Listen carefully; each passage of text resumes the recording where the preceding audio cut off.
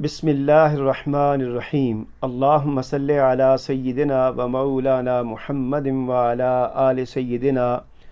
و اصحاب سیدنا و مولانا محمد وبارک وسلم۔ معزز سامعین و ناظرین،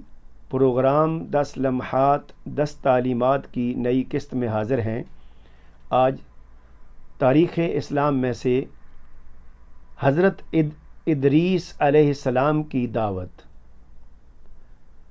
حضرت ادریس علیہ السلام جب جوان ہوئے تو اللہ تعالیٰ نے آپ کو نبوت سے نوازا اور 30 صحیفے نازل فرمائے۔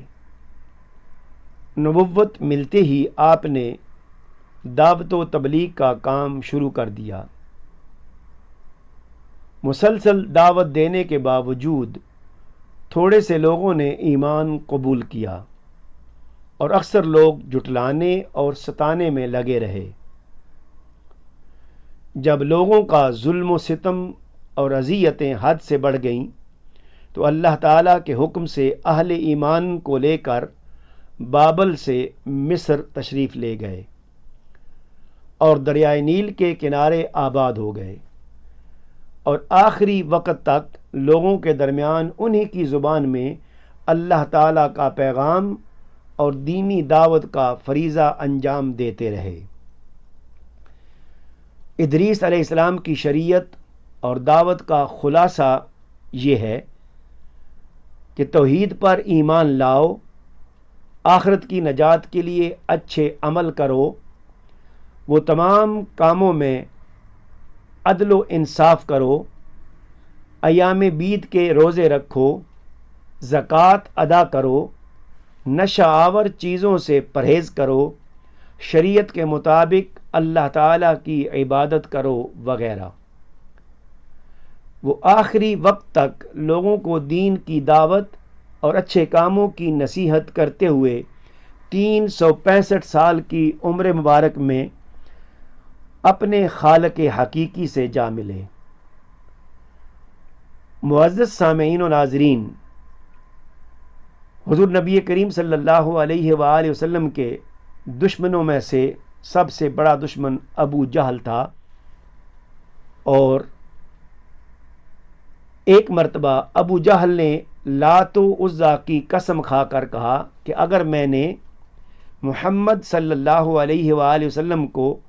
زمین پر ناک رگڑتے، استغفر اللہ معاذ اللہ، یعنی سجدہ کرتے ہوئے کبھی دیکھ لیا تو اپنے پیروں سے نعوذ باللہ ان کی گردن روند ڈالوں گا۔ اتفاق ایسا ہوا کہ ایک روز آپ صلی اللہ علیہ وآلہ وسلم نماز ادا فرما رہے تھے کہ ابو جہل اپنا ارادہ پورا کرنے کی غرض سے آگے بڑھا، پھر اچانک الٹے پاؤں واپس آ گیا، جیسے ہاتھوں سے کوئی چیز روک رہا ہو۔ لوگوں نے اس سے ماجرا پوچھا تو اس نے کہا، میں نے اپنے اور محمد صلی اللہ علیہ وآلہ وسلم کے درمیان دہتی آگ کی خندق دیکھی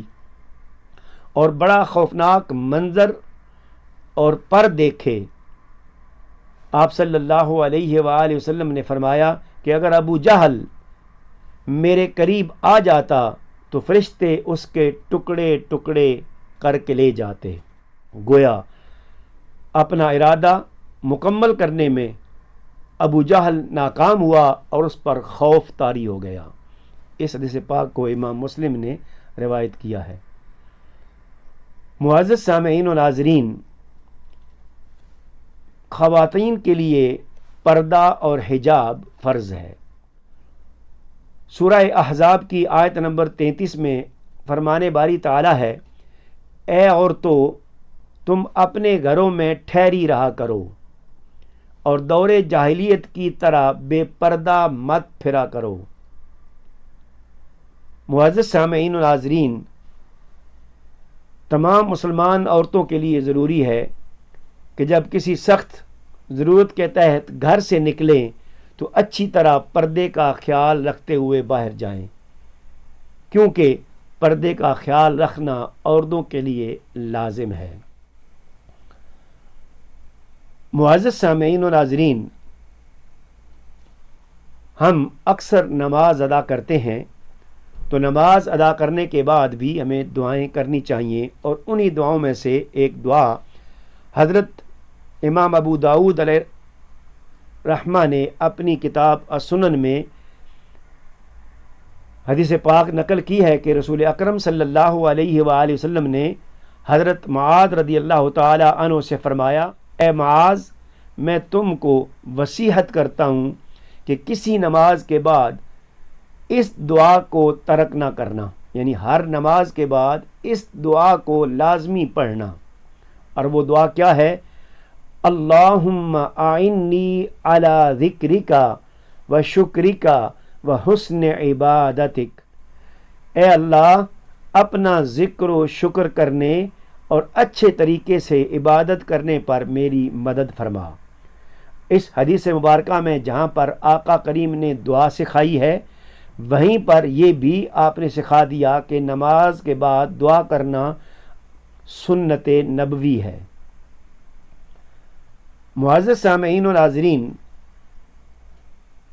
نماز چاشت کے حوالے سے سنن ترمذی میں حدیث مبارکہ ہے، آقا کریم نے فرمایا، جو شخص چاشت کی 2 رکعتوں کی پابندی کرتا ہے اس کے گناہوں کی مغفرت کر دی جاتی ہے، چاہے وہ سمندر کی جھاگ کے برابر ہی کیوں نہ ہوں۔ معزز سامعین و ناظرین، کفر و شرک کے انجام کے حوالے سے سورہ مائدہ کی آیت نمبر 72 میں ارشاد باری تعالی ہے، جو بھی اللہ کے ساتھ کسی کو شریک ٹھہرائے گا اس پر اللہ تعالی نے جنت حرام کر دی ہے اور اس کا ٹھکانہ جہنم ہے، اور ایسے ظالموں کا کوئی مددگار نہیں ہوگا۔ معزز سامعین و ناظرین، سورہ النحل کی آیت نمبر 96 یعنی 96 میں اللہ کریم نے فرمایا کہ یہ دنیا کی تمام چیزیں ختم ہونے والی ہے، لہٰذا ہمیں ان سے عبرت حاصل کرنی چاہیے۔ فرمانے باری تعالیٰ ہے، جو کچھ تمہارے پاس دنیا میں ہے ایک دن ختم ہو جائے گا، اور جو اللہ تعالیٰ کے پاس ہے وہ ہمیشہ باقی رہنے والا ہے۔ یعنی اے لوگو، جو کچھ بھی تم دنیا میں جمع کرتے ہو، کماتے ہو، ذخیرہ کرتے ہو، یہ سب کچھ ختم ہو جائے گا، باقی وہی کچھ رہے گا جو اللہ تعالیٰ کے پاس ہے۔ معزز سامعین و ناظرین، مستدرک حاکم میں شدید عذاب کے حوالے سے حضور نبی کریم صلی اللہ علیہ وآلہ وسلم کا فرمان، قیامت کے دن بندے کو ایسی شرمندگی لاحق ہوگی کہ وہ پکار اٹھے گا، یا رب آپ مجھے جہنم میں بھیج دیں، یہ میرے لیے اس ذلت و رسوائی سے زیادہ آسان ہے جو مجھے اب پہنچ رہی ہے، حالانکہ اس کو معلوم ہوگا کہ دوزخ میں کتنا سخت عذاب ہے۔ معزز سامعین و ناظرین، طب نبوی میں سے عرق النساء کا علاج حضرت انس بن مالک رضی اللہ تعالی عنہ بیان کرتے ہیں، جسے ابن ماجہ علیہ رحمہ نے اپنی سنن میں روایت کیا ہے کہ میں نے رسول اکرم صلی اللہ علیہ وآلہ وسلم کو فرماتے ہوئے سنا، یعنی حضرت انس بن مالک نے، کہ عرق النساء کا علاج عربی بکری یعنی دمبے کی چکی ہے، جسے پگھلایا جائے، پھر اس کے 3 حصے کیے جائیں اور روزانہ ایک حصہ نہار منہ پیا جائے تو اس سے عرق النساء ٹھیک ہو جائے گا۔ تو گویا اس کا فائدہ یہ ہے کہ دمبے کی دم پر گول ابری ہوئی چربی کے حصہ کو چکی کہتے ہیں، اس کو آپ لے کر 3 حصوں میں تقسیم کر کے پگھلا کر 3 دن استعمال کریں، اللہ تعالیٰ شفا دے گا۔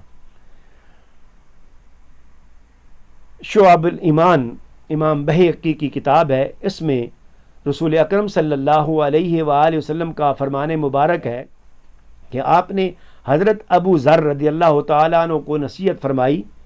کہ قرآن کریم کی تلاوت کیا کرو اور اللہ کے ذکر کا اہتمام کیا کرو، اس عمل سے آسمانوں میں تمہارا ذکر ہوگا اور یہ عمل زمین میں تمہارے لیے ہدایت کا نور ہوگا۔ گویا کہ قرآن کریم کی تلاوت اور اللہ کا ذکر کرنا یہ بندے کے لیے بہت مفید ہے۔ آسمانوں میں یہ عمل اس کے لیے بہت ہی اعلیٰ مقام کا حامل ہوگا اور زمین پر اس کے لیے نور ہوگا۔ اللہ تعالیٰ سے دعا ہے کہ وہ ہمیں تمام تعلیمات پر عمل کرنے کی توفیق عطا فرمائے۔ وما علینا الا البلاغ المبین۔